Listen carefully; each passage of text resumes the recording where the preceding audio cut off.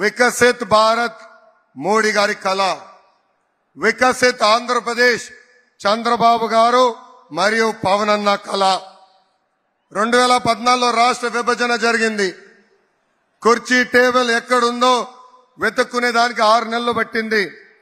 చంద్రబాబు గారికి ఉన్న అనుభవం, విజన్ తో లోటు బడ్జెట్ అధిగమించి సంక్షేమ అభివృద్ధి కార్యక్రమాలు మనం సాధించుకున్నాం. అమరావతి నిర్మాణం పనులు మనం ప్రారంభించుకున్నాం. ఒకే రాజధాని అభివృద్ధి వికేంద్రీకరణ అనేది చేసి చూపించాం. విశాఖపట్నాన్ని ఒక ఐటీ హబ్ గా, రాయలసీమ ఎలక్ట్రానిక్స్ ఆటోమోటివ్ హబ్ గా, ఉభయ గోదావరి జిల్లాలో ఆక్వా హబ్ గా కూడా మనము చేసుకున్నాం. పోలవరం పనులు పరిగెత్తించాం. 72% పనులు మనం ఆనాడు పూర్తి చేసుకున్నాం. మోడీ గారి సహకారంతో IIM, IIT, IISER, NACIN, AIIMS లాంటి జాతీయ సంస్థలు మనం తీసుకుని వచ్చాం.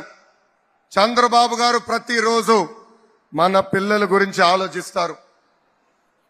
మన పిల్లలకి ఉద్యోగాలు కల్పిస్తే కుటుంబాలే మారుతాయని, కుటుంబాల పరిస్థితులు మారుతాయనే లక్ష్యంతో చంద్రబాబు నాయుడు గారు అహర్నిశలు పనిచేస్తున్నారు.